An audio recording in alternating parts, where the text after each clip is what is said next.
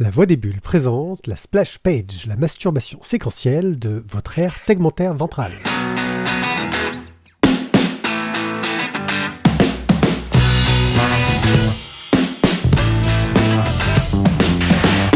Coucou les gens, je suis Wanaipier, je suis accompagné comme très souvent de mes acolytes Ti et Thio. Salut les gars.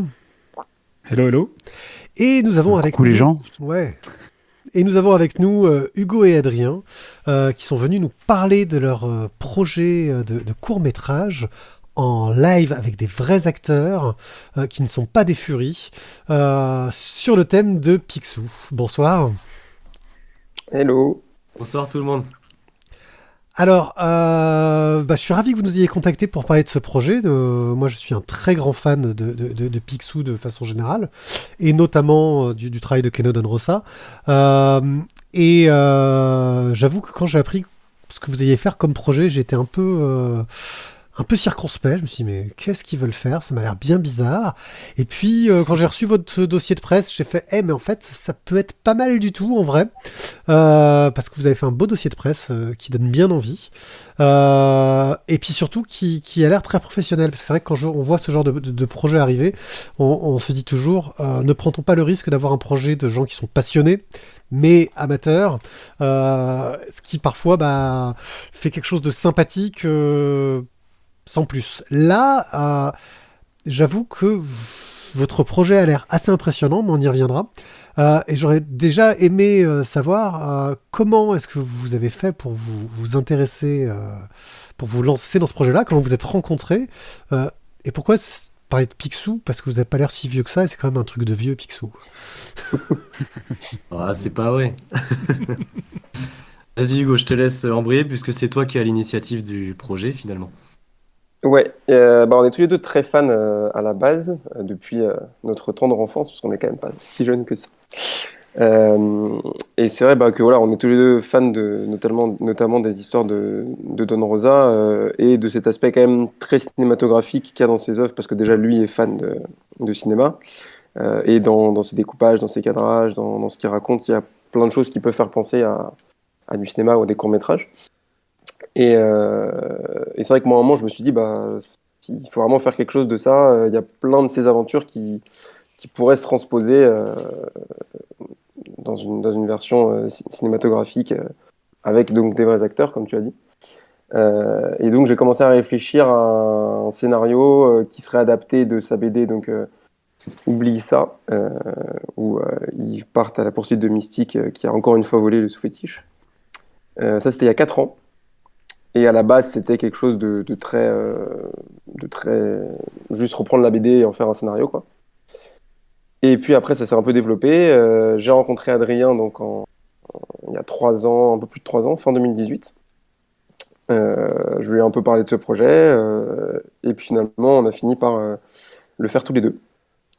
Et développer tout ça pour donc les 75 ans de Picsou qui auront lieu en décembre. 60-40 Picsou, ça rajeunit pas quand même. Enfin, je l'aurais vu plus vieux, tu vas me dire. Mais Ah oui. voilà, je l'aurais vu plus vieux. Pour un canard, c'est pas mal quand même. Ouais, c'est vrai, c'est vrai. Donc vous vous lancez dans ce projet.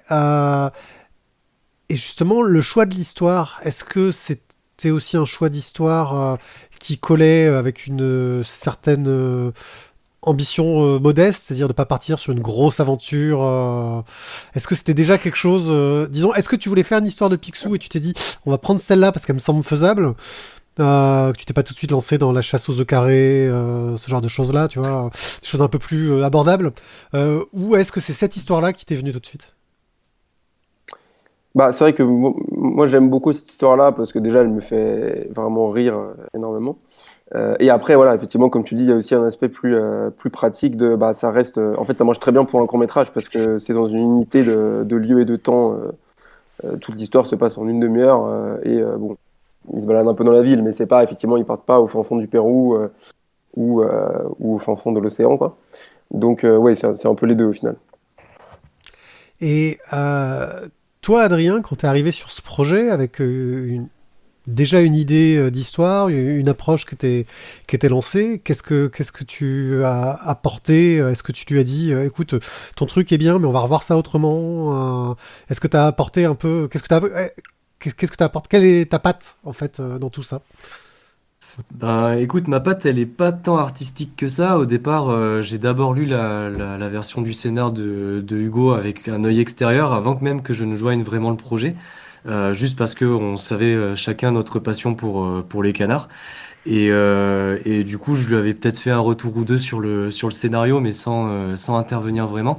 Donc, en fait, ma position dans le projet, c'est beaucoup du conseil, de l'organisation et de la réflexion autour de la création du truc. C'est-à-dire que vraiment, le côté, l'aspect écriture et l'aspect scénique, enfin vraiment l'histoire et la direction artistique du scénario.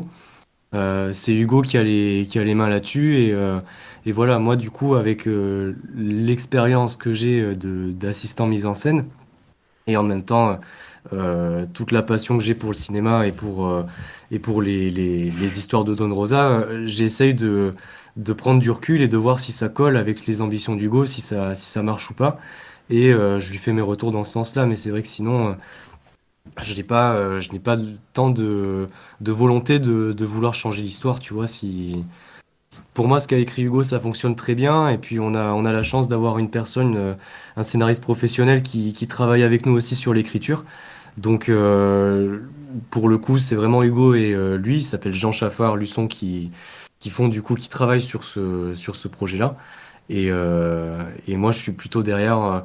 Je pense que mon regard va aussi être important une fois qu'on aura vraiment fini l'histoire d'écrire l'histoire et qu'on aura un découpage technique à voir et qu'on pourra réfléchir vraiment en termes de composition d'image, de montage, tu vois, toutes ces choses-là qui sont vraiment propres au métier d'assistant réalisateur, quoi. Alors, Voilà. vous êtes tous les deux assistants réalisateurs de métier, donc Ouais. vous êtes professionnels à ce niveau-là. Donc là, en gros, l'idée, c'est de vous lancer dans la réalisation. C'est ça. J'imagine que vous avez déjà fait des réals pour votre compte, donc vous êtes aussi réalisateur, peut-être pas professionnel pour le coup, je sais pas si vous avez déjà été Non, pas professionnel chef de pour ma pro. part. Ouais. Non. Oui, c'était plus effectivement des petits courts-métrages pour Festival Nikon ou des choses comme ça, mais qui n'étaient pas effectivement à ce niveau d'ambition et de durée et tout ça sur ce qu'on va faire là. Après, c'est vrai que nos métiers nous aident quand même beaucoup parce que déjà, on a pu rencontrer tout un tas de gens, que ce soit des comédiens ou des techniciens bah, qui vont participer au film. Et puis également, bah, on est quand même très proche du réalisateur, donc ça permet aussi sur les différents projets de voir comment les uns et les autres travaillent, quelles sont les méthodes. Euh, c'est aussi d'ailleurs pour ça que qu'on fait ça à deux, parce que moi, de ce que j'ai pu voir, et je pense qu'Adrien me rejoindra là-dessus aussi, je trouve que quand il y a deux personnes, souvent ça marche. Enfin, moi, je trouve que ça marche très bien parce qu'il y a toujours un dialogue qui s'installe. Et ça permet de. Alors après, faut que ça marche bien entre les deux, mais ça permet de se balancer des idées, de rebondir sur une proposition. Ah, moi, je pense plutôt ça, mais si on faisait comme ça, c'est ce qui s'est passé quand on a tourné notre petit teaser là. Ça a vraiment très bien fonctionné et voilà. Donc, on pense que c'est une bonne solution. Ouais, je Oui, vois que oui, c'est ça. Pardon. On, non, on a vas-y. beau, euh, on a beau ne pas avoir tant d'expérience en tant que réal, c'est vrai que on a chacun commencé notre carrière il y a relativement longtemps, entre guillemets, parce qu'on est jeune, on a 25 et 26 ans. Ça fait peut-être 3 ans qu'on travaille maintenant sur des plateaux pro. Donc on a pu quand même se faire une idée précise de ce que c'était qu'un tournage et de ce que ça représentait. Et c'est vrai que le fait qu'on ait tous les deux nos points de vue, qui nous sont propres, et le fait qu'on s'entende bien, ça ne fait qu'élever en fait notre manière de travailler. Et, ça nous permet en fait de pas tourner en boucle, de pas aller dans des impasses, de toujours avancer sur la création d'un truc. Et c'est vrai qu'on l'a vachement bien senti quand on a tourné le teaser, quoi. Le travail à deux, ça aide beaucoup, quoi. Là, vous êtes, ça vous a aussi donc aidé à vous entourer d'une équipe. Vous avez déjà Ouais. votre équipe complète, parce que enfin, le casting a été fait, j'ai cru comprendre. Alors, le Euh, casting en partie ah, seulement. ouais, c'est On a déjà. certains rôles. On a donc celui qui jouera notre Donald version humaine qui s'appelle Damien dans le court-métrage, qui est un comédien qui s'appelle Jimmy Konshu, qu'on a rencontré tous les deux en fait à des moments différents de notre carrière, euh, et qui nous a vraiment marqué comme étant un peu idéal pour ce rôle, dans sa manière juste d'être en fait, des jeux de regard, des expressions, tout ça. Donc voilà, donc ça c'est notre comédien entre guillemets principal pour Et- l'instant. et quand il est en colère, ça on a donne quoi également Greg.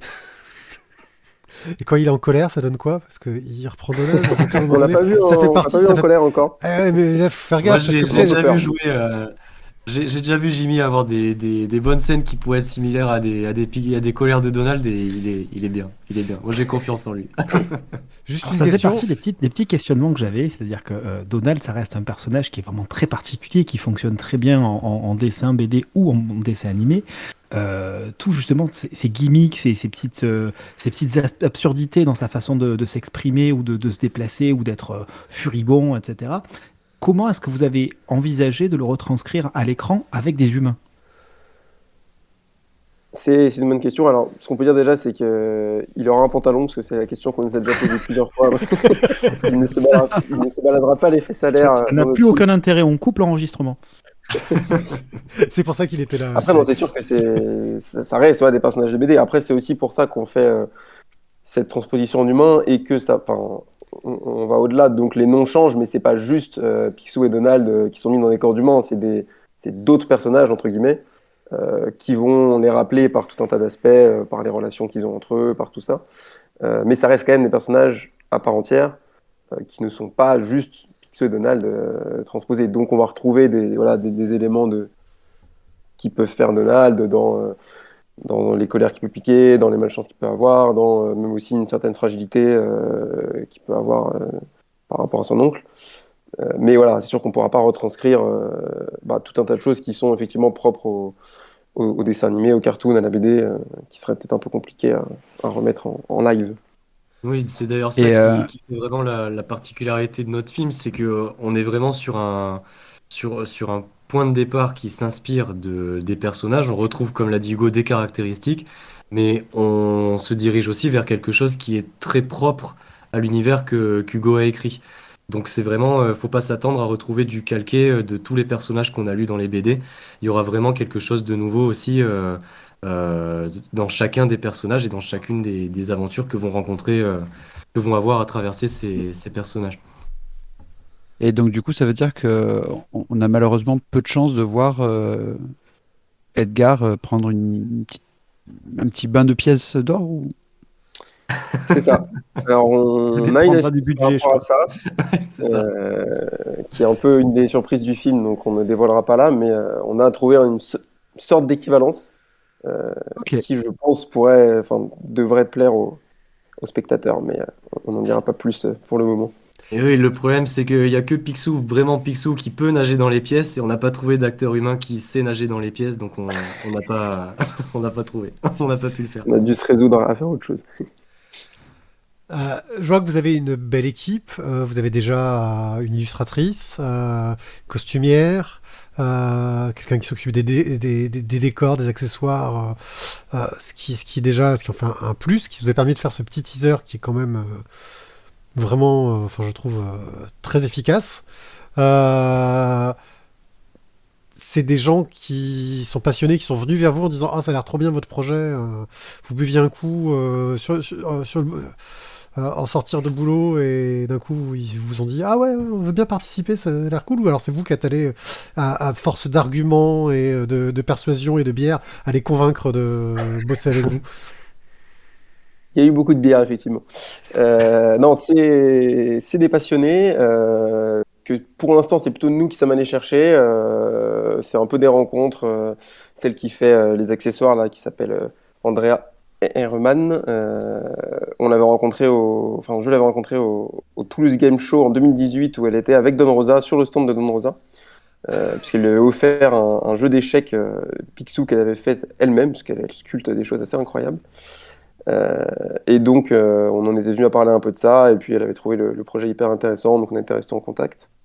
Et c'est un peu voilà, que des rencontres comme ça, de fans via soit des rencontres en vrai, soit des rencontres sur Internet. celle qui nous fait les dessins, là, qui est italienne, donc Alice Rovaille.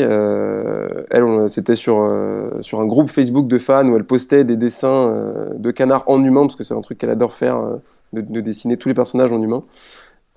Et donc on a vu ça et on s'est dit, c'est exactement la personne qu'il nous faut pour des premiers dessins pour représenter les personnages. Donc on l'avait contacté, pareil, elle avait dit, ouais, je suis super partante.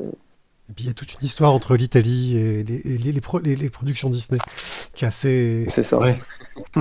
On a pas mal d'auteurs de BD Ouais. d'ailleurs, on a tendance à l'oublier, qui ont commencé en bossant chez Disney, de BD franco-belge. Voilà.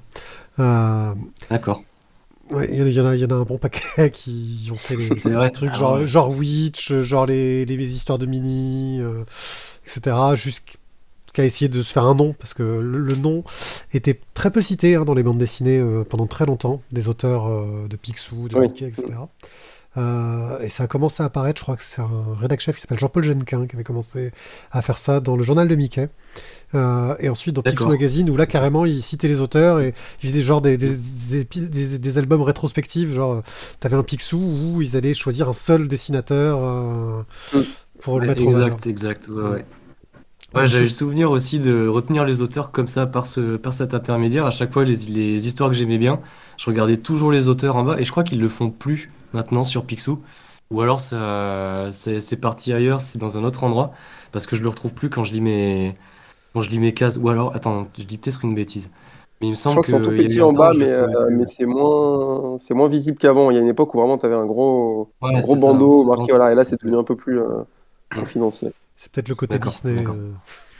qui a pris le dessus. Ouais, Mais oui, ça fait peut-être, ouais. pendant longtemps, pendant très longtemps, c'était complètement caché. Et Barks d'ailleurs, les gens ne le connaissaient pas jusqu'à presque la fin de sa carrière, quoi. Enfin, les gens savaient que c'était toujours le même et voyaient son style, mais personne ne savait comment il s'appelait. Euh, Oui, exact. Au niveau des costumes aussi, donc il y a quelqu'un qui a commencé à vous faire tous les designs, tout le travail autour de ça. Euh, Est-ce que vous donnez des indications précises? Est-ce que vous savez à peu près déjà comment est-ce que vous allez contourner les problématiques pour que ça fasse penser au personnage de la BD? Est-ce que je le vois sur les costumes, ça fait penser au personnage de la BD? Euh, Vous avez été jusqu'au détail du béret de Archibald qui fait que je sais quel personnage il est automatiquement. Euh, voilà. Comment est-que vous avez amené ça? Est-ce que déjà Marie-Lou Monod était fan du sujet? Ou est-ce que vous avez des gens qui participent, qui ont trouvé l'idée sympa, mais qui n'étaient pas non plus à fond de Picsou? Oui, c'est le cas pour la personne qui nous a fait la musique du teaser, Nathan Calam, qui savait vaguement qui c'était, mais qui n'avait presque jamais lu de sa vie des BD, au point qu'il m'a demandé de lui en envoyer pour savoir comment il allait composer tout ça. Et au final, bon, enfin, avec Adrien, on est quand même très content de ce qu'il nous a fait sur ce Ah petit oui, il teaser. a fait un super travail. Ouais. Mm. Euh, Mais voilà, ça existe des gens qui ne connaissaient pas plus que ça, quoi, voire presque pas dans son cas. Et du coup, Et c'est vrai la que pour le coup, pardon, Vas-y. vas-y.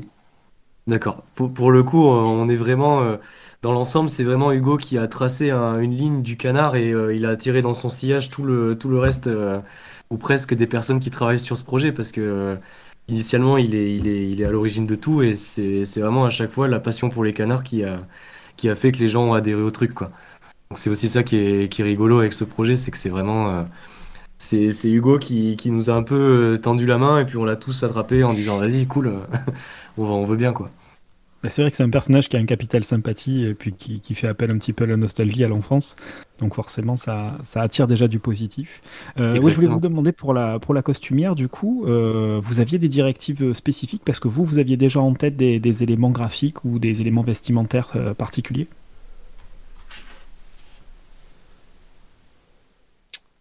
Tu veux répondre, Adrien, ou... Je sais pas justement parce que je veux bien répondre, c'est pas de souci.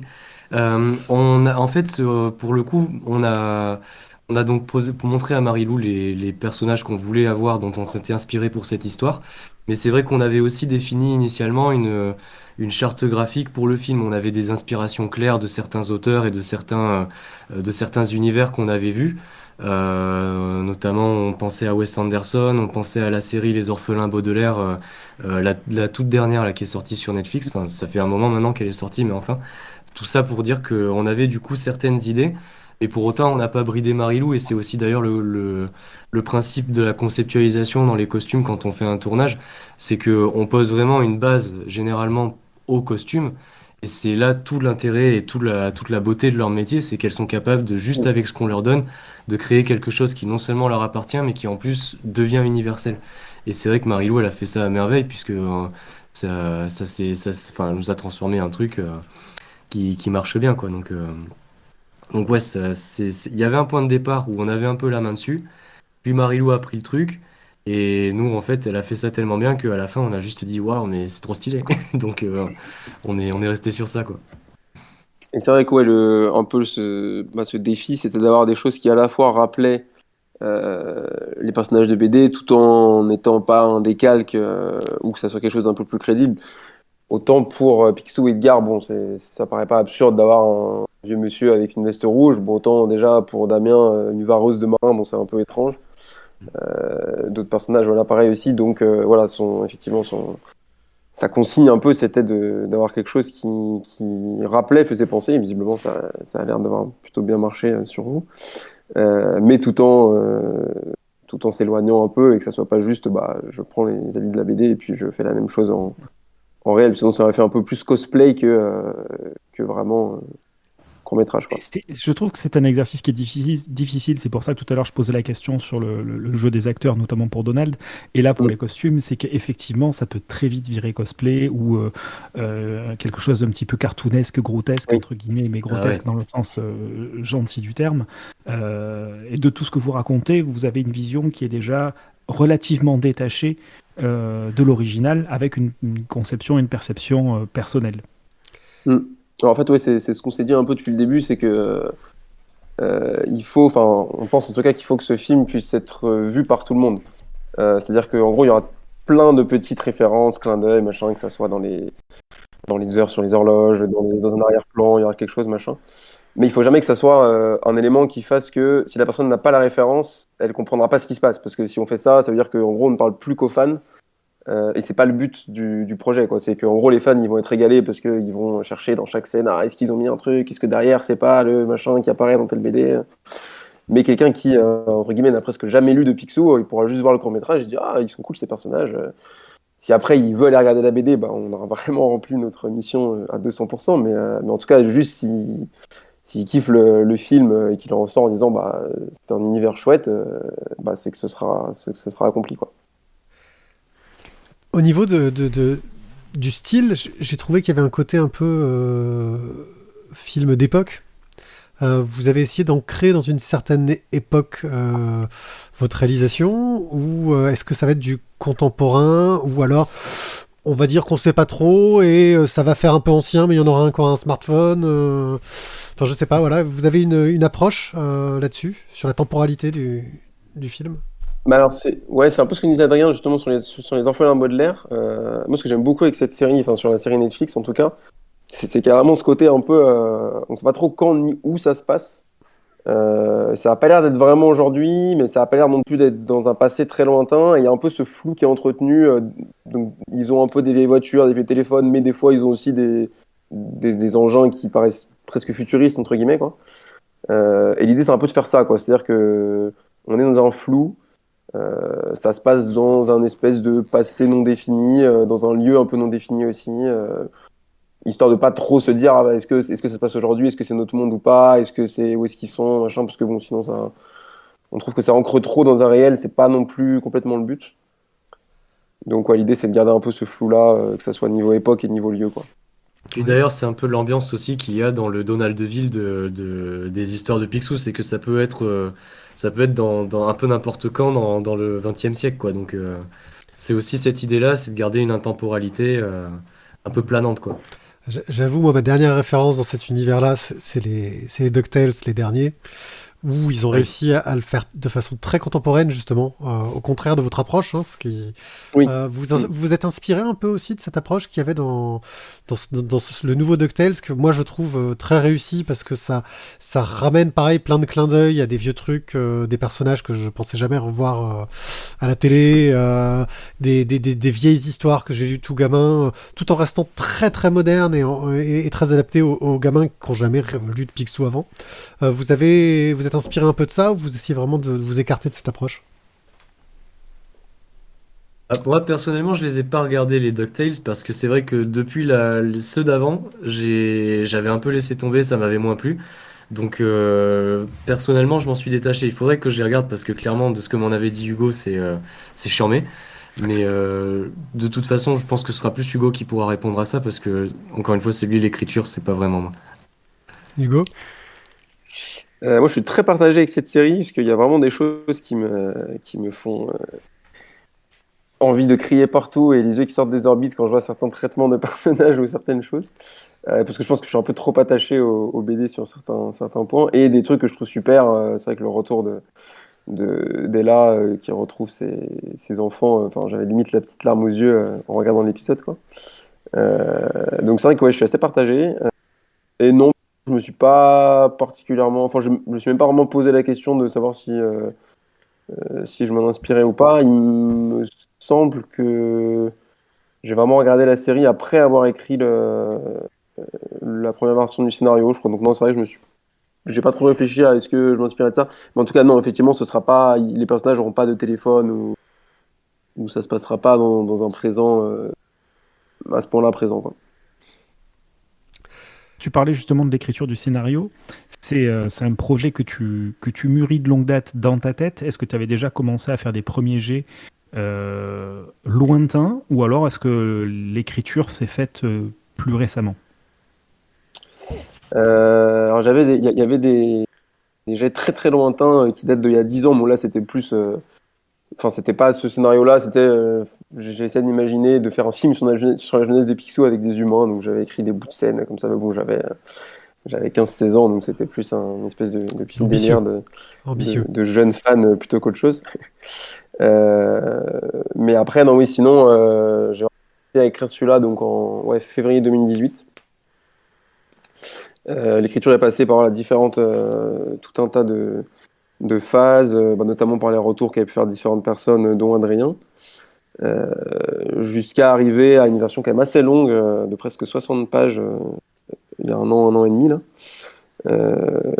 qui bougeait plus trop, mais qui avait encore des défauts, puis je voyais que c'était trop long, on n'arrivait pas trop à voir où couper, et en fait on sentait que ni moi ni Adrien sommes scénaristes de profession, donc voilà, même si on a un peu enfin, même si on peut se donner des conseils, réfléchir sur des choses, il y a forcément des choses qui nous manquent un peu. Et voilà, comme disait Adrien, la rencontre avec ce scénariste professionnel, là, donc Jean Chaffard-Lusso, à la fin de l'été, a été un peu vraiment le déclic, parce que donc il est à la fois très fan de Picsou et pour le coup vraiment pro, il écrit des scénarios pour la télé, pour Amazon et tout ça. Et donc on a vraiment remis tout à plat, simplifié plein de choses. Là, on est en train de finir de les réécrire ensemble pour avoir quelque chose de beaucoup plus compact, beaucoup plus impactant sur les émotions, sur les personnages, sur les dialogues, que j'avais tendance à faire traîner beaucoup trop, alors qu'en fait, il faut être plus impactant que ça. Donc ça, c'est vraiment une belle rencontre. Et ça devrait déboucher assez bientôt sur une version quasi finale qu'on pourra envoyer aux prochains acteurs qu'on souhaite démarcher pour les rôles qui nous manquent. Au niveau de la durée, vous avez déjà un petit peu estimé combien de temps va durer le court-métrage? Combien le rêve va durer, en fait? On aimerait moins de 30 minutes. Parce que déjà c'est plus simple à essayer de diffuser si ça passe dans des festivals ou autres, puis bah c'est moins long à tourner. Et en tant qu'assistant, on sait que plus le tournage est court, mieux c'est. Pour la Euh, post-prod aussi, ouais. Ouais, voilà, clairement. exactement, tout est moins long. Donc voilà, c'est la barre qu'on aimerait ne pas dépasser. Après, bon, on verra combien de pages fait la version du scénario rabotée, si on est en dessous des 30 ou pas. Picsou, c'est un phénomène mondial, donc qui est connu dans le monde entier. Vous allez tourner en français? Ou alors est-ce que, voilà, c'est-à-dire, est-ce que vous avez commencé à réfléchir à peut-être qu'on pourrait toucher plus large que la France? C'est vrai qu'on Réfléchir. s'était posé Chinois la au question. programme? Ouais. On s'était L'Indien. posé la question. Et en fait, pour l'instant, nous, ce qu'on fera, ce qui est sûr, hein, c'est on va tourner avec des acteurs français. Donc on ne va pas tourner en langue étrangère, on va tourner en français, quoi. Et si on sent, parce on a quelques moyens de sonder dans les pays où la masse de fans en Europe notamment est assez présente, notamment l'Italie et les pays scandinaves. On a des moyens un peu de voir s'il y aurait moyen que ça plaise. Donc si les retours sont positifs, et ben on fera juste des sous-titres, quoi, et puis on essaiera de le diffuser aussi, et voilà, quoi. Mais on va quand même pas tourner dans une autre langue que le français. Déjà, rentrer un film en français, c'est compliqué, alors en langue étrangère, c'est encore une autre histoire. Vous faites un stretch goal sur un Kickstarter qui serait un doublage en anglais. Euh, Après, oui, ça, effectivement, les doublages, c'est pas totalement hors de Impossible. pensée. Voilà, si Oui, oui. vraiment, s'il y a d'autres pays qui sont à fond, on sait, voilà, comme Adrien, que ce soit les pays scandinaves ou l'Italie sont quand même très, très fondus de canards. Donc, bon, si les Finlandais nous disent, on a plein d'acteurs, doubleurs, qui sont très chauds pour doubler votre film, ce sera évidemment avec grand plaisir. Mais oui, T'avais l'air effectivement, moins voilà. inquiet pour les Italiens, apparemment. Plus facile à trouver, peut-être? Oui, oui, peut-être aussi.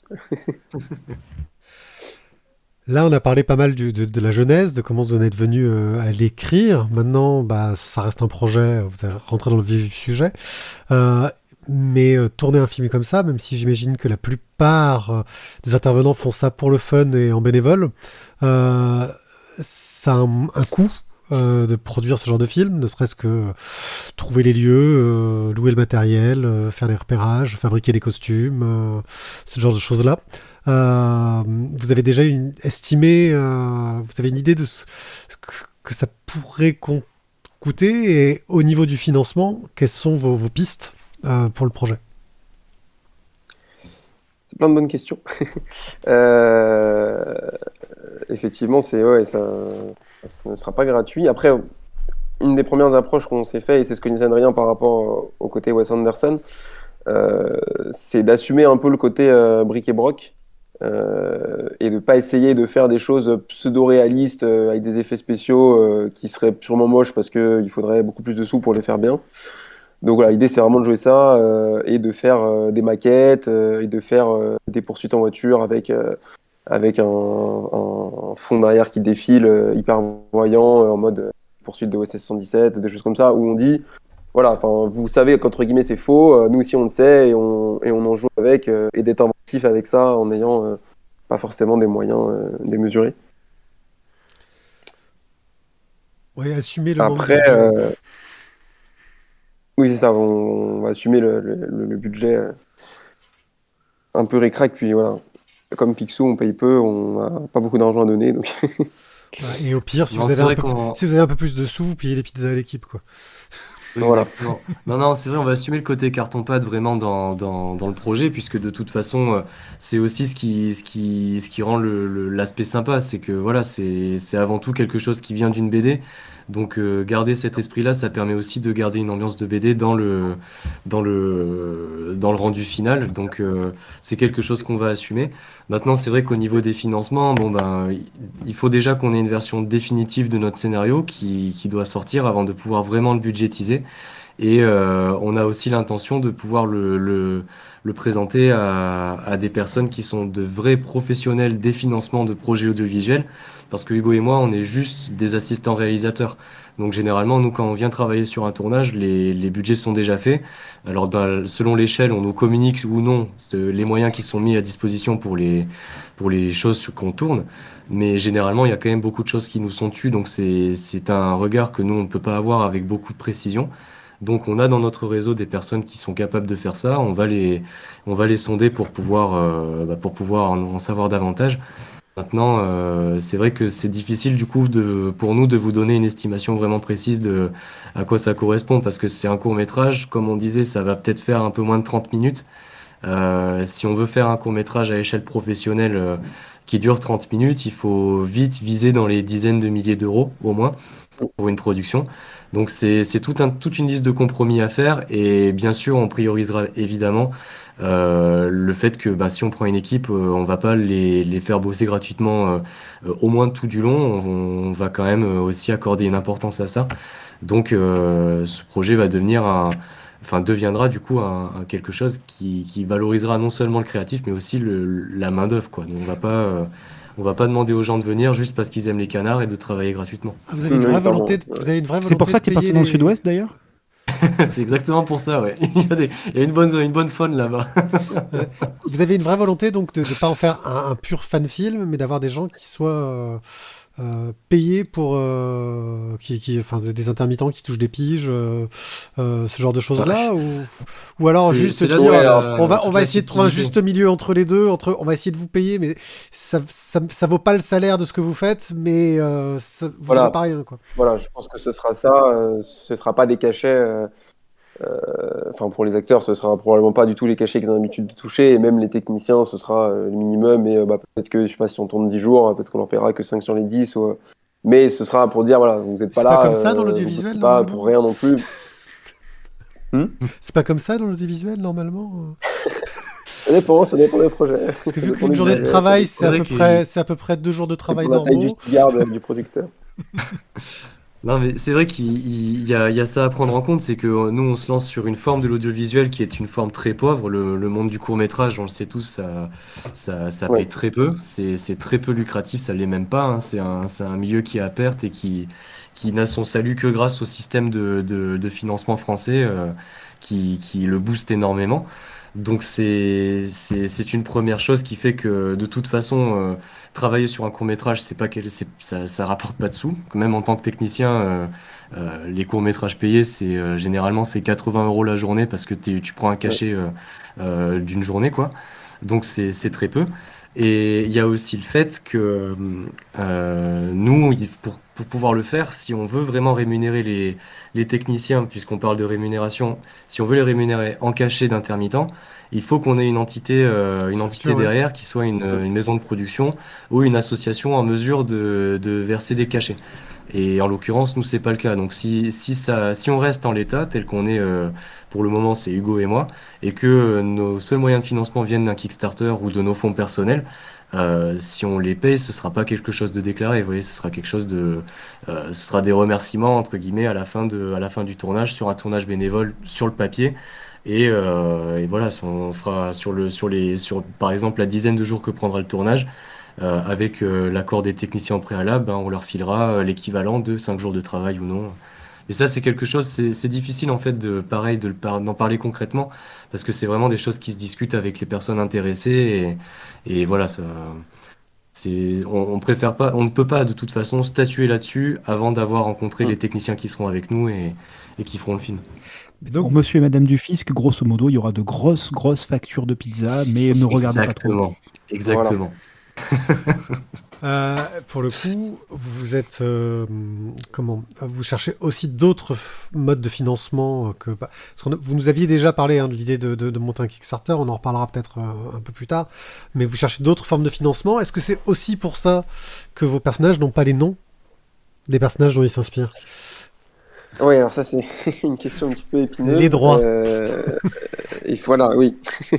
Ce qui est sûr, c'est que le court-métrage ne sera pas un but lucratif, parce que sinon, bon, je pense que je peux déjà vendre tous mes biens pour payer les Les frais millions d'avocat. d'euros que Disney Ah. demandera.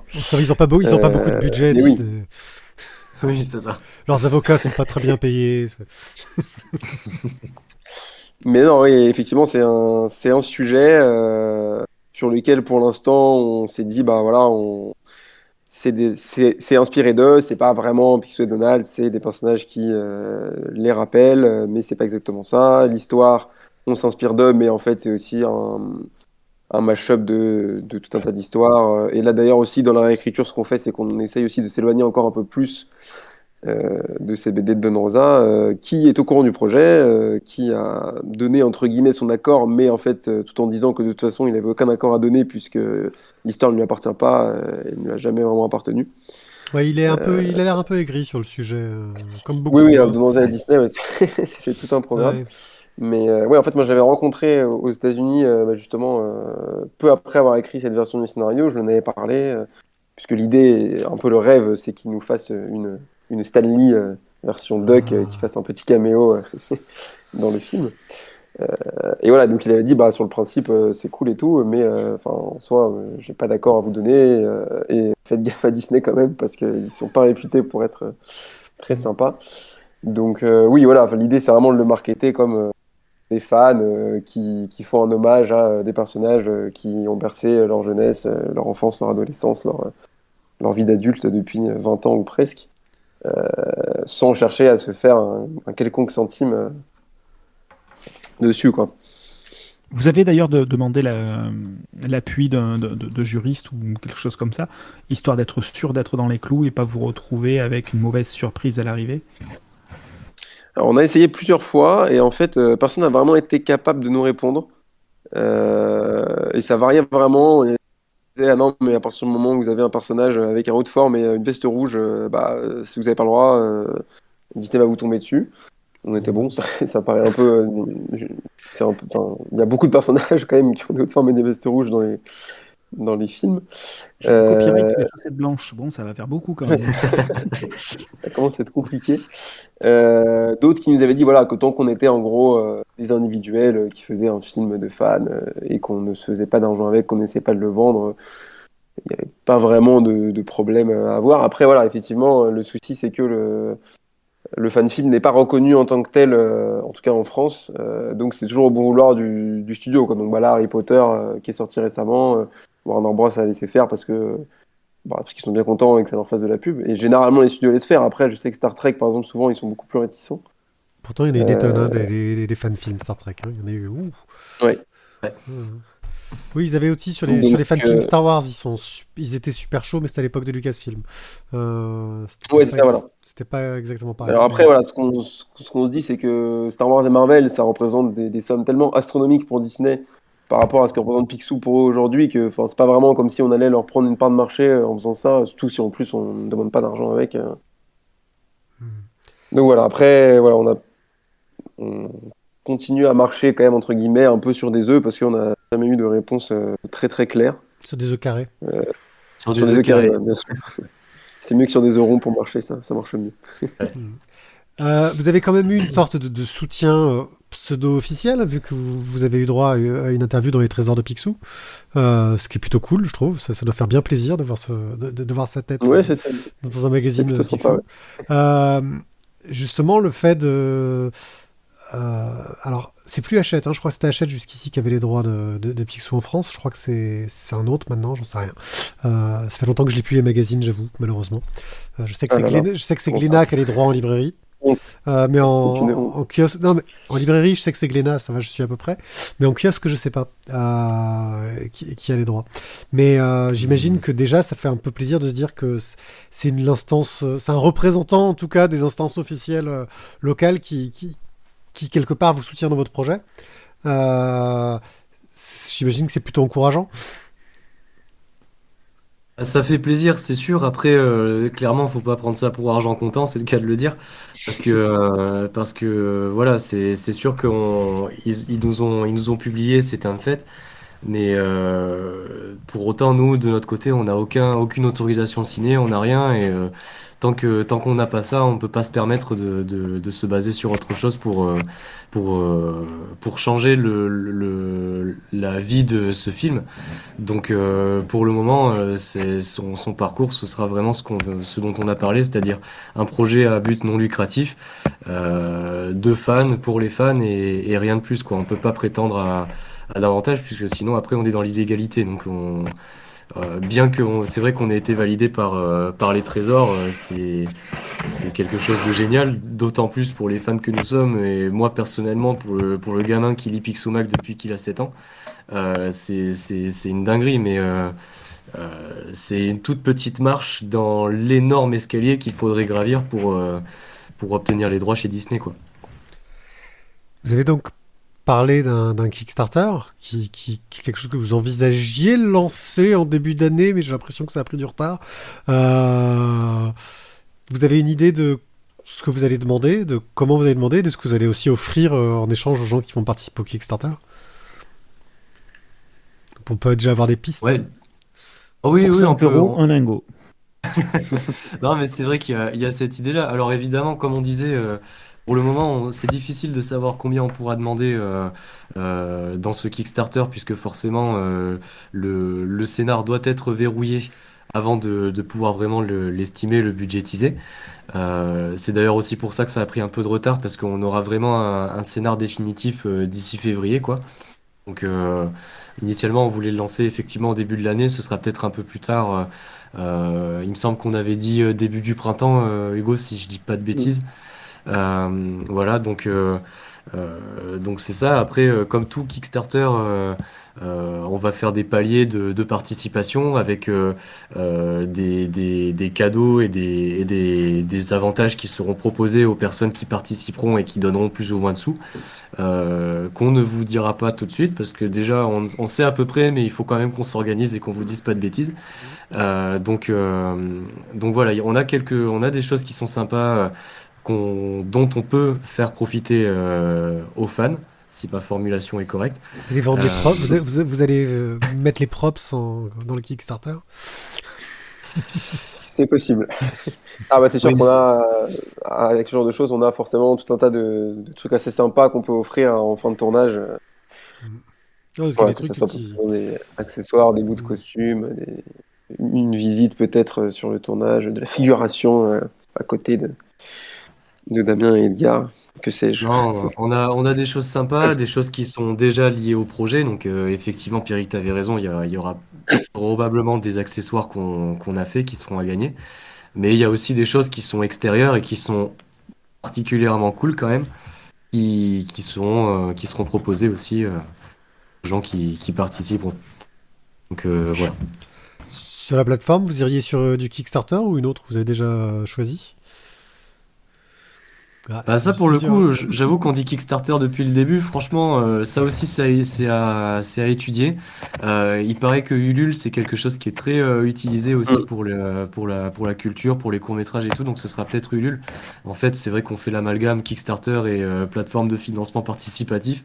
C'est Oui. peut-être parce que c'est plus rapide à dire, mais voilà, c'est vrai, on n'a pas décidé spécialement de passer par Kickstarter. Ce sera peut-être une autre. Donc on imagine maintenant que vous avez réussi à avoir une somme folle. Vous allez pouvoir lancer enfin ce fameux tournage. Vous avez tout votre casting, le scénar est nickel. La météo est avec vous, parce que je sais que ça peut être un gros problème, la météo. Euh, Ah oui. euh, Techniquement, vous savez comment vous avez filmé? Est-ce que vous avez eu des envies particulières? euh, Viser tout de suite la 4K Bah, ou niveau ou plus attaquer sur ambiance plus...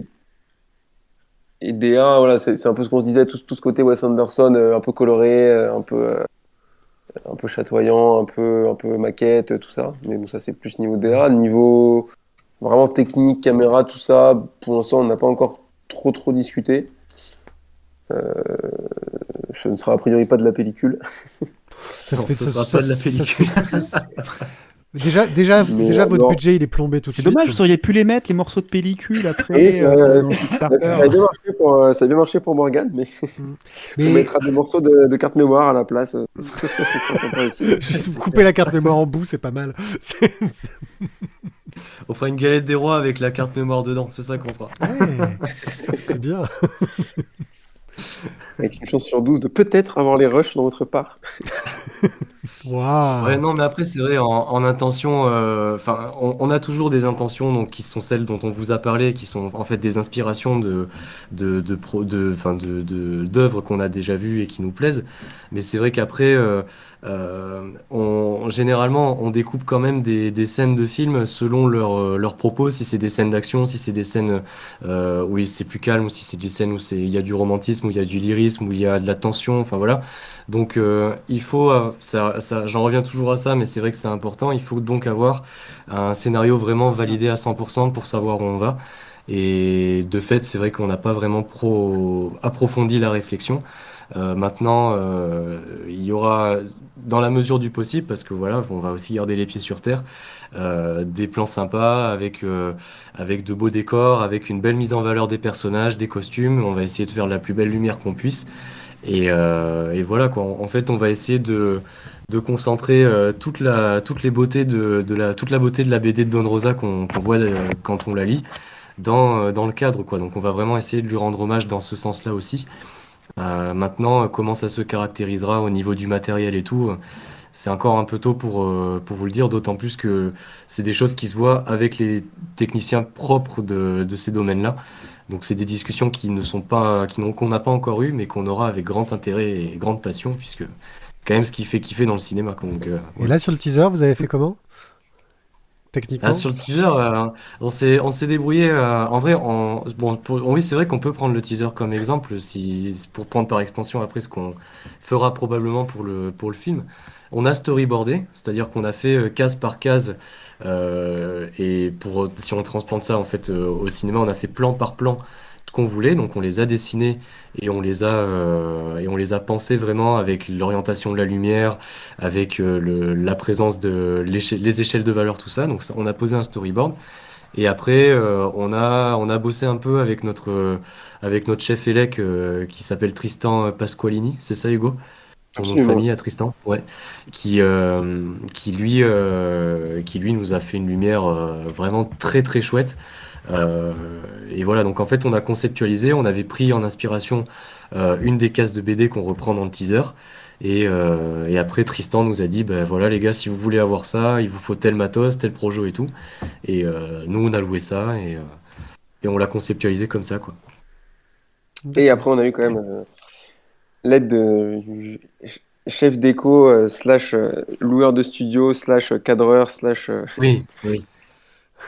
c'est un monsieur qui s'appelle Fred Casellas qui fait à peu près tout et qui nous a donc refait cette pièce à partir de rien parce qu'à la base on est dans un studio totalement vide avec des murs blancs et il nous a posé 40 mètres carrés de parquet, il nous a mis des faux murs, une fausse fenêtre, tout un setup.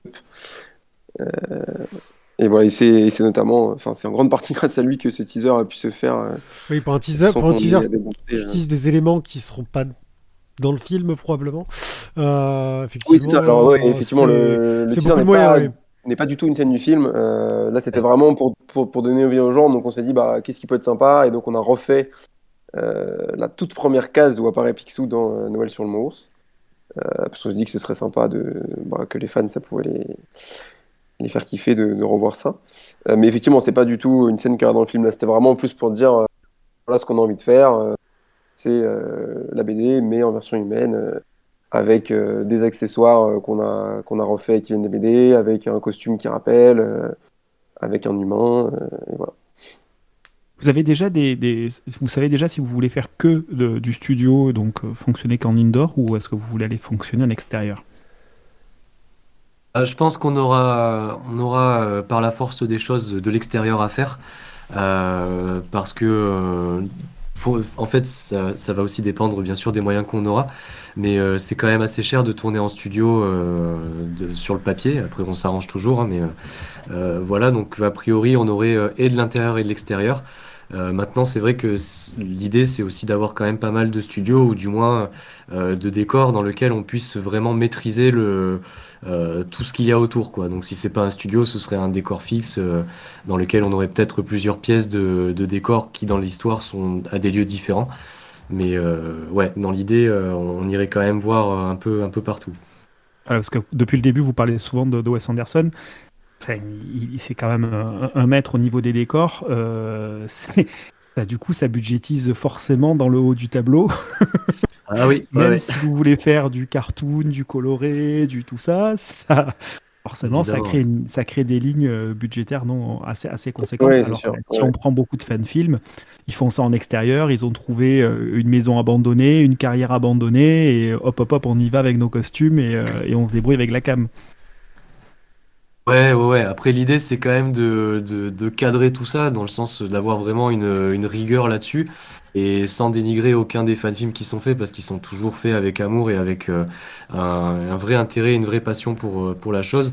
Nous, on a aussi l'intention d'apporter notre expérience professionnelle dans tout ça. Donc, si on doit tourner en extérieur, on fera quand même en sorte de garder une cohérence avec ce qu'on aura fait en intérieur et de surtout garder une ligne directrice sur l'ensemble du film. Donc, si au terme de la lecture du scénar définitif, on se rend compte que nos intentions de créer des décors avec des maquettes et tout, ben, il faut les revoir à la baisse. On s'adaptera de sorte qu'il y ait aucune des scènes qui en pâtissent et on fera pas juste des trucs qu'on voulait faire au départ sous prétexte que telle scène était vraiment hyper stylée avec tous les moyens qu'on pouvait et qu'on pouvait avoir au détriment d'autres scènes quoi. On essaiera d'harmoniser le tout. Vous avez déjà des idées pour la post-prod, vous savez qui va s'occuper de tout ça, et notamment justement pour venir peut-être compenser certains éléments indoor, outdoor, décor, etc. Bah, pour le coup, pour la post-production, ça nous paraît encore un peu loin, donc c'est vrai qu'on on n'a pas précisément les gens qui seront sur le projet, d'autant plus que ça risque d'être une post-production pas payée, donc il faut compter aussi sur la disponibilité des gens. Mais pour autant, moi personnellement, j'ai en tête quelques personnes que je connais qui travaillent en post-production et qui seraient très susceptibles de nous aider une fois que le film sera tourné. Donc, personnellement, je suis pas inquiet là-dessus, mais c'est vrai que c'est un peu, c'est encore un peu loin pour vraiment dire précisément qui seront dessus, quoi. Ouais, je me doute. La question allait voilà, dans le sens de est-ce que vous pensez déjà à la post-prod alors que vous êtes bien en amont de tout ça, justement pour faire Et peut-être des choix techniques et économiques, on va dire, en exactement, sachant très ouais. bien que c'est la post-prod qui va faire une partie du boulot. T'as complètement raison, et c'est vrai que l'idée, c'est aussi, avant même de lancer ou de budgétiser quoi que ce soit, c'est de voir avec des spécialistes de la post-production pour ne n'oublier aucune des étapes du film, quoi. C'est vrai que généralement, on se dit qu'on peut penser tournage très vite et ce qui se passe en post-prod, ben, comme très peu de gens le voient, ben, ça a tendance à passer à la trappe. Mais voilà, nous, on va budgétiser le film aussi en fonction de la post-production, donc rien ne Thierry, sera oublié. Ouais, ouais. Thierry, fais gaffe parce qu'on verra ça en post-prod. C'est le nom d'un nom Oui, d'un groupe Facebook on connaît, où on nous montre toutes les merdes de tournage. Euh, ouais, on verra on ça en connaît la post-prod. fameuse. Donc non, Ouais. faut jamais dire ça. Faut C'est jamais dire ça. ça. La post-prod, c'est après, c'est la voiture balai, c'est moche. Ouais, c'est ça. Oui, c'est Ah clair, oui, non, c'est clair. Ah non, Euh, ouais. Vous avez envisagé aussi, au-delà du plaisir, d'utiliser ce film comme un peu une carte de visite? Oui, oui, et ça, c'est effectivement si le projet, enfin, si on est fier du résultat, en tout cas, on va tout faire pour. Ça peut. On a fait un truc tout pourri, regardez, c'est nous. Oui, donc clairement, après, voilà, c'est pas la raison principale du projet, mais oui, si on peut se servir bah, pour montrer ce qu'on est capable de faire avec un petit budget, et que Disney veut nous embaucher pour faire le remake en version longue avec Morgan Freeman, Michael Caine et Robert Downey Jr. On Ah, je dira vois pas que tu as non. bien pensé au casting, d'accord. C'est bien. Michael Caine le ferait pas mal. Ouais. Michael Caine, ça pourrait faire un bon pixel, ouais, ouais. Mais oui, non, c'est sûr que voilà, si on peut. Mais même après, enfin, et même pour tous les gens qui ont bossé dessus, voilà, le but c'est aussi bah, qu'ils puissent après dire, bah voilà, regardez, j'ai fait les décors, j'ai fait les accessoires, j'ai fait les costumes, tout ça. Si on peut en faire un peu une carte de visite générale pour toute l'équipe, c'est sûr que c'est Oui, toujours bon. oui. Et puis, faut dire aussi que de notre point de vue aussi de jeunes auteurs-réalisateurs qui n'en avons jamais fait à échelle professionnelle en tant que réalisateur, un tournage pareil, c'est une sacrée expérience et c'est une opportunité formidable. C'est l'occasion en fait de faire du créatif plus dans un paysage français qui a tendance à se tourner vers le cinéma de genre pour faire des choses originales. Donc ce serait ouvrir la porte d'un autre genre encore de cinéma qu'on voit peu, et de travailler là-dessus et d'essayer en fait de faire quelque chose de presque inédit à notre époque, entre guillemets, en tout cas dans notre génération. Donc ce serait ouf, quoi. Pour nous, c'est un plus énorme, oui. Oui, oui. Pour faire parler de votre projet, donc vous êtes venu nous chercher, ce qui nous a fait très plaisir, mais vous avez commencé à attaquer toutes les communautés de fans de canards françaises, voire internationales. Vous avez commencé à checker un petit peu ce qui se fait à gauche à droite pour voir si, bah, on parlait du Kickstarter, hein, par exemple. Je sais que la plupart des Kickstarter marchent quand on a une bonne communauté. Ouais. Est-ce que vous êtes déjà allé checker un peu ce qui se fait dans ce domaine-là? Moi, c'est des domaines que je connais pas trop. Et déjà, est-ce qu'il y a déjà eu ce genre d'expérience de réalisation de fans autour de l'univers de Picsou? Alors, de tout ce qu'on a vu, on a rien trouvé de choses qui s'en rapprochaient sur cet univers-là, donc ce qui est à la fois plutôt bon signe parce que c'est original et en même temps peut-être un peu inquiétant parce que ça veut dire que est-ce qu'on est juste fou pour faire ça et que personne n'a jamais osé le faire. Mais bon, on va dire que c'est plutôt la première solution. Après, ouais, on a déjà commencé un peu à faire parler de nous sur différents réseaux, notamment pas mal sur différents groupes de fans. Et c'est aussi pour ça voilà, qu'on a fait ce teaser et là qu'on profite un peu de ce début d'année en attendant justement que le scénario soit totalement bouclé pour essayer de faire parler un peu de nous à gauche, d'essayer de participer à des podcasts. On aimerait bien aussi aller dans des conventions. Alors bon, là en ce moment, c'est pas forcément le meilleur moment. On voulait un peu aller se balader dans les allées d'Angoulême pour distribuer des flyers. Bon, ça a été Plutôt repoussé. Alors là, mars. ça y est, apparemment, Plutôt mars, ouais. ça a été mis sur une nouvelle date. Il fera meilleur. Il sera meilleur, ouais. On sera peut-être au Mans semaine prochaine pour les Geek Life. On aura peut-être un petit stand, voilà, mais c'est encore en discussion. Mais voilà, en fait, là, effectivement, l'idée jusqu'au lancement de ce crowdfunding, c'est vraiment d'essayer de faire parler de nous le plus possible à droite à gauche, un peu dans différents médias, et bah, comme tu disais, de ramener le plus de gens autour de nous pour que le crowdfunding fonctionne, quoi, parce qu'effectivement, si Qu'on soit si relayé, personne qu'on n'entend soit parler lancé. de nous, Et bah super, moi je crois que je commence à sécher un peu sur les questions. En tout cas, ça fait bien plaisir, ça donne très envie. J'ai hâte de voir. Allez, juste une question. Est-ce que vous envisagez, quel que soit le résultat, enfin la façon dont ce sera financé, etc., est-ce que vous envisagez de le mettre à disposition en ligne gratos ou est-ce que faudra trouver des circuits de distribution ou avoir participé au crowdfunding pour pouvoir le voir? Oh, je pense qu'on le mettra, comme tout fan film qui se retrouve en ligne après, on le mettra probablement sur une plateforme de diffusion genre YouTube ou quelque chose comme ça. Et puis on donnera accès évidemment à tous ceux qui ont participé, mais aussi à tous ceux enfin, qui pourront voir le film, quoi. On va pas le rendre exclusif. L'idée, c'est vraiment de le partager au plus Oui. grand nombre. oui. Oui, les bonus pour les backers seraient plus du making-of ou ce genre de choses-là, quoi. Oui, ou une version physique, ou un accès en avant-première, et puis après il sera disponible pour tout le monde, mais un peu plus tard. Mais oui, non, effectivement, oui, le but c'est voilà, comme dit Adrien, que toute personne qui a envie de voir le film puisse le voir et qu'ils ne doivent pas aller ripper un vieux DVD au fin fond du C'est net. clair. Est-ce que vous avez envisagé une diffusion en salle? Alors, je sais qu'en ce moment, c'est peut-être pas forcément la folie folle, mais est-ce que ça peut être envisageable dans des petites salles parisiennes, peut-être en avant-film ou dans des séances spécialisées sur le court-métrage? Est-ce que vous avez envisagé ce genre de situation? À envisager, Oui, oui. ouais, enfin, en fait, la seule chose, moi, sur laquelle je suis pas sûr, c'est que, en fait, qui dit diffusion salle, dit, à moins que ce ne soit une mise à disposition complètement gratuite et tout, il y a quand même de l'argent qui se fait sur ça. Donc, s'il y a de l'argent qui se fait sur ça et qu'on n'a pas les droits de Disney au préalable, on risque de se prendre un taquet, voire plus. Donc, moi, personnellement, je serais un peu réticent à faire ça si tout n'est pas bien clair. Maintenant, c'est sûr que voir le film en salle, ce serait extraordinaire Oui, mais pour de la Ouais. diffusion les, plus. les Ouais, conditions que ça représente. Mais peut-être dans du cadre de voilà. festival, de ce genre Voilà. d'événement-là, c'est peut-être plus Ouais, ouais. envisageable. Éventuellement, ouais. Ouais, Oui, ouais. dans des festivals, c'est déjà plus simple. Ouais. Après, oui, c'est Ouais. sûr que, voilà, comme dit Adrien, si on peut le projeter.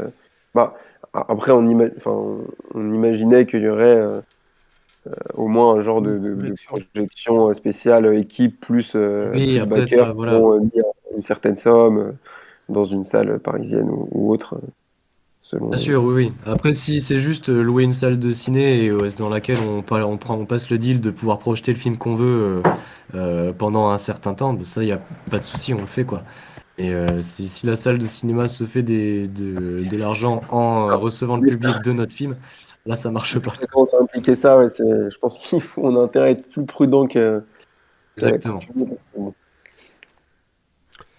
Voilà. Ouais, c'est pas si évident que ça de monter un projet comme ça avec l'ombre de Disney qui plane tout le temps, à tout moment derrière. Ouais, Ouais. ouais, bah, ça fait partie du truc. Après, c'est aussi un exercice de style enfin, ça nous permet aussi, nous, de nous affranchir davantage encore des personnages et de pouvoir proposer quelque chose avec un univers qui est vraiment, qui à terme, on espère, sera vraiment propre à ce qu'on en aura fait, quoi. On pourrait peut-être le Donc, vendre pour une diff sur Disney+. Encore une fois, voilà, si ils nous contactent, qui veulent faire une série en 13 épisodes sur la jeunesse d'Edgar dans le Yukon, bon, Ah. on ne dira pas non. On Ah, me partira faire au un petit Canada. cours. Et non, il y a quelques cours sympas sur Disney+, donc ça pourrait le faire. Exactement, Ok. avec un petit crossover avec Marvel à la fin. Doctor Strange pour un portail. Ouais, c'est clair. ça, c'est Howard la the route. Duck. Ouais, Howard the Duck, voilà, Howard the Duck, exactement. tout à fait. Et là, la boucle est bouclée, on est revenu directement Voilà. au Ok. Ça multivers. rentrera dans leur série What If à Marvel, sauf que ce sera What If avec Donald. Ouais, ça serait pas mal. Ça le ferait. Chanel était un humain. Eh ben, merci beaucoup. On va vous poser notre question marronnière. C'est quoi votre dernière découverte en bande dessinée? Parce que vous êtes donc des lecteurs de bande dessinée. Sinon, vous ne seriez pas lancé dans ce projet-là. Est-ce que peut-être que vous lisez d'autres choses que de la BD jeunesse? Nous aussi. On lit d'autres choses des fois. Donc, Je lise que du Picsou. vas-y. Non. Allez, vas-y, Hugo. Je te laisse démarrer.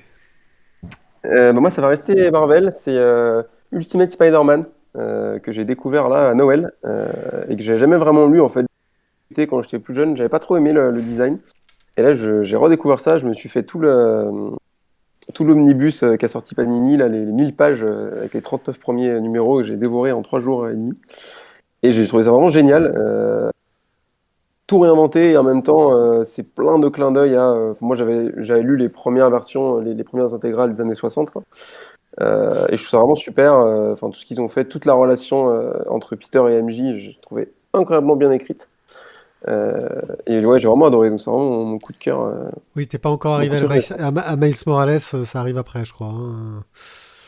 Ouais, je trouve que c'est un peu après. Parce Ouais, que Miles Morales arrive dans Ultimate Spider-Man, en fait. C'est là que le personnage est né.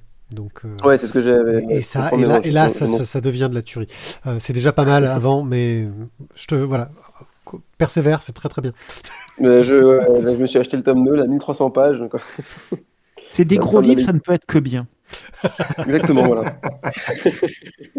Adrien. Bah alors, moi j'ai envie de vous parler de trois BD, donc je vais essayer d'être concis. La première, c'est pas vraiment une découverte, mais je tiens quand même à vous en parler, c'est la Horde du Contrevent, qui est une BD adaptée d'un roman qui est probablement très célèbre dans le monde de la littérature. Et j'avais lu le tome 1 et le tome 2, et je cherche le tome 3, je crois qu'il est pas encore sorti, ou en tout cas j'ai pas su le trouver. Et Il est sorti. je me suis... Ah, il est sorti, putain, excellent, trop bien. Bah, je vais essayer de me le choper parce que je m'étais régalé sur les 2 premiers. Et voilà, je trouve les dessins incroyables et l'ambiance de l'histoire vraiment très très cool. La seconde, c'est une BD qui s'appelle Les Ignorants, qui a été faite, je sais plus le nom de l'auteur, j'en suis désolé. Je l'ai offerte à mon père, c'est l'histoire Davodo, d'un... non? Ouais, je crois que oui, Étienne c'est ça, Davodo. c'est Étienne exactement ça, Davodo. c'est Davodo. Ouais, c'est Davodo, exactement. Oh Donc c'est merde, l'histoire j'ai trouvé un nom d'un... plus que Pierrick. Ouais. Chapeau, c'est Il rare. y a très longtemps. Mm. C'est vrai? Eh ben, félicitations, bravo. Mais du coup, ouais, ça parle d'un auteur de bande dessinée qui va vivre pendant un an chez un viticulteur.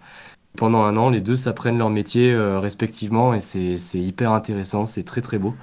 Et enfin, la dernière, c'est, tu parlais de gros volumes tout à l'heure, c'est la BD Goldorak qui est sortie il y a pas très longtemps, qui elle est très très longue et qui est vachement chouette aussi.